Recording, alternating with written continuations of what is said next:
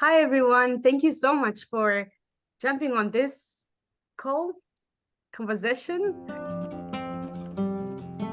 One thing that I've realized is that there is a gap between conversations we have as women in terms of like our experiences at workplaces or the work environment in general, but specifically women who are targeting climate change or who are working in this sector where we are actually, taking action to end the climate crisis that we're currently facing. So I'm so excited to have this conversation with you all. If you can take time to introduce yourselves, what you do. Okay. My name is Wendy Baxter, and I'm based in the United States in California. And I am a co-founder and program director at Ancient Forest Society. And we're a nonprofit organization that works to protect ancient trees and forests through research, outreach, and education. And also now we partnered with One Tree Planted to start a seed collection program, which we're very excited about. And we spend a lot of our time up in the canopy of these trees. So we do a lot of our work climbing in the trees. So I'm Teresa Muthoni. I am a project manager at One Tree Planted. I'm an environmentalist, having worked with the communities in the last more than 15 years in Africa, mostly in different countries in Africa. I spend a lot of my time supporting and closely working with a network of restoration champions in Africa through a program that is led by Peace Grace and a team from WRI that we work on TerraFAD for AFR 100, an amazing program of working in different landscapes and different interventions in Africa. My name is Stephanie Sinclair. I am a former tree planter in Canada, so I planted almost 500,000 trees over 5 seasons. When I was in university, the tree planting season lines up very well with Canadian universities, and I knew that I didn't want to work summers inside. Like, I knew I wanted to be outside. So when I was 19, I flew to northern British Columbia, Canada by myself to start tree planting, which feels a little risky now thinking about that, but it worked out really well, and I had a really wonderful time. Spent 5 years in British Columbia planting trees, and while I was there, I met a pretty important Canadian photojournalist, Rita Leisner, and ended up working on a documentary called Forest for the Trees, and I was interviewed in that, so I spent some time doing film festival work for that film, and now I'm the video production manager at One Tree Planted. It's really important for me to amplify stories around the world that I think are important and make an impact, and we have so much access to really incredible stories at One Tree Planted, so it's been a really wonderful experience. That's amazing. That's really amazing to hear. And I realized I did not introduce myself. My name is Peace Grace Muhizi. I'm from Rwanda, and one thing that you should probably learn about me is that I'm very passionate about community engagement and community development. Living in a community where households are helping each other, like I have water, you have flour, let's cook together.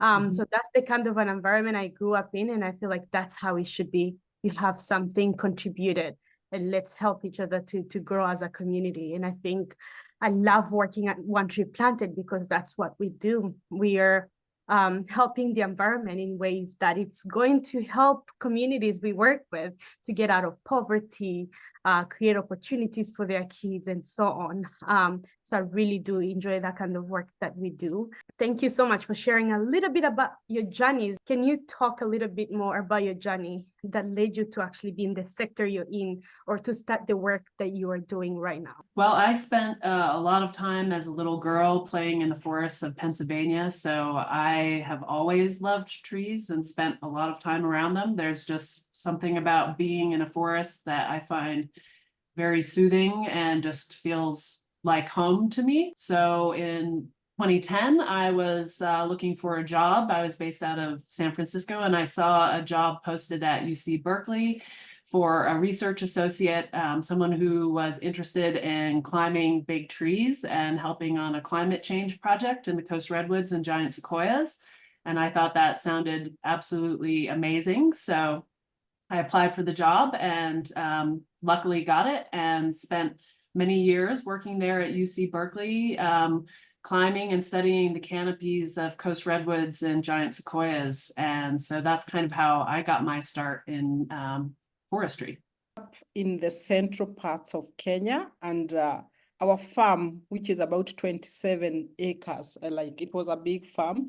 It was mostly forested. It's more of a forest. Most part of it was a forest and a small area where farming was happening in our family. We have a big family, and our grandparents were not allowing anybody to cut any tree in that forest. In fact, you could not go to the forest with a panga or with any sharp thing to cut. So you are supposed to go and pick the woods that are down, and like we were using firewood to cook.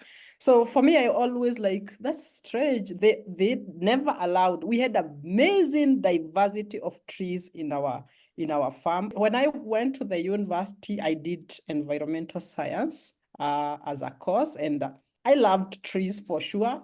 I really loved trees, and I loved to go and see different species of trees. Something I knew all this organization all the time, the Greenbelt Movement, which was the organization led by Wangari Maathai, who was the first environmentalist to win a Nobel Prize.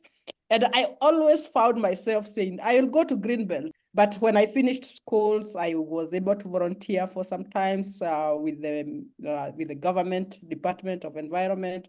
2 months after graduation, I had not even picked my certificates.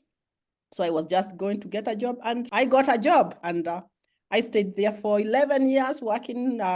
Some years, about 5 years, worked with Wangari Maathai, and it was amazing. I learned a lot.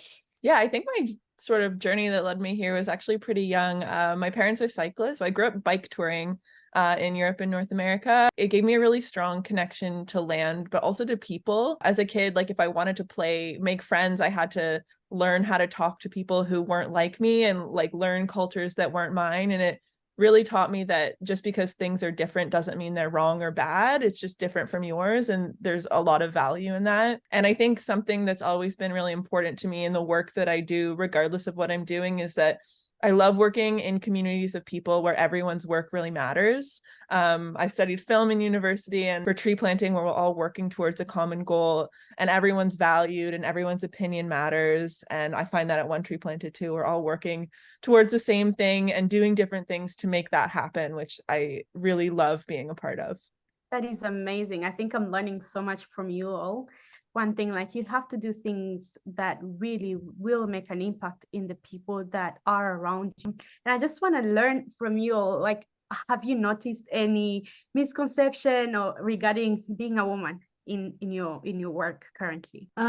It's interesting with Canopy research that women were really the pioneers of this field, which is quite unusual, actually. A lot of the times women are having to make their way into a man-created world, but women were actually the pioneers of canopy research, people like Meg Lohman and Nalini Nadkarni. So I feel like I sort of stumbled into a field that was created by women, which is a really empowering thing to know that they were some of the first people who had the bravery and insight to scale up into the tops of trees and try and understand what was happening up there, and realize that that was such an important area that hadn't been explored and discovered yet, that could help us learn so much about making sure that trees persist into the future. So I just feel so lucky that I kind of ended up in this field that really women were the pioneers of. But in the big tree world, there definitely is more of a male influence. Men tend to like superlatives, the biggest, the tallest, the oldest. So in that field, there's definitely a bit more male domination, but I've found that all of the people that I've worked with have been really supportive, and I've just been fortunate to have an experience that I didn't feel like my way was blocked as a woman. But in science as well, that's also another male-dominated area. So, there's always areas that you have to navigate as a woman in this world. So it's definitely been some challenges to overcome. For me, there are several, there are many. And as I have been working mostly in the field and doing tree planting, sometimes in very difficult areas, there's that assumption that women physical ability is limited. Like you are not able to go very far or inside the forest. You are not able to climb hills or go very far, long distances. To me, that is a misconception because for women, we are so resilient and you are able to go very far in the forest. And in some areas, I have gone to monitor some projects and some people say, no, Teresa should be left in the vehicle, or the vehicle should look for ways of maneuvering so that she can be just beaten. But I said, no, let's go. And some of the people are like, oh yeah, you need gumboot, you need all that. But already when I'm going, I'm prepared. I have the tools. What you need is the tools, passion, and interest. Tree planting in Canada was historically very male dominated in sort of the 80s and 90s when it was popularized. But I was fortunate when I was tree planting, it was about 50-50. And one of the cool things about tree planting in Canada is that it's piecework. So you get paid per tree. So we're planting thousands of trees a day. And there's not really, the power dynamic is like the numbers show if you're a good planter or not. And it doesn't really, there's no power struggle there. It's you plant a lot of trees, you're a good planter, you plant good trees as well. When people think about tree planting, they think, oh, that's so hard on your body, but it's actually harder on your mind. People learn when they start tree planting is it's more of a mental game than it is a physical one. So I've seen quite a few men come in as new tree planters and be like, oh yeah, I'm going to be a good tree planter. But then it's the mental game that they struggle with. And I think women really excel in tree planting, partially because we've got that mental strength that it makes us excel along with the physical one. So I think we actually do very well, which is really cool to see. That's really amazing to hear. And I think knowing that there's a balance, but also reminding the world that women are leaders and we should be considered as such. Teresa, you being under the mentorship of Wangari Maathai, that is just amazing. I'm personally jealous. But do you want to share maybe one thing you have learned from Wangari Maathai as someone who was a woman and who championed a few actions that we're currently even following to address climate change? So I learned a lot, and confidence was another thing. She had a lot of confidence, and she could, if there's something is wrong, she will tell you this is wrong. If something is right, she'll tell you this is right. And I think I learned that even if I am the only one talking about it, the right thing, let me be. So I think that's something that is interesting. If something is wrong, just say it the way it is, even if you are the only one in the room. That's really amazing. And I want to jump to Wendy. In your field that is very much male dominated as well, what advice would you give to a young woman aspiring to become a leader in this field? I guess one thing is just to have confidence in yourself and your abilities. You know, I think a lot of the things that we hear as women, kind of quiet messages, are to doubt yourself, to think that you're not good enough, that you're not strong enough, you're not fast enough, you're not smart enough, but you are. And you just need to believe in yourself and continue to work hard. And I think that will show for itself what you're capable of. Women around the world are the ones that are supporting our communities. They're the ones who do the hard work. They're the ones there doing everything all day long, just working. And, you know, we need to start to recognize the strength and power that we have. I mean, we're just amazing human beings that we raise children, we grow food, we run companies, and, you know, just believing in yourself.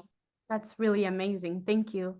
And instead, just jumping to you and having to work in a field where you had to be physically strong and very much resilient, what are some lessons you have taken from your work and brought into your personal life? Mhm.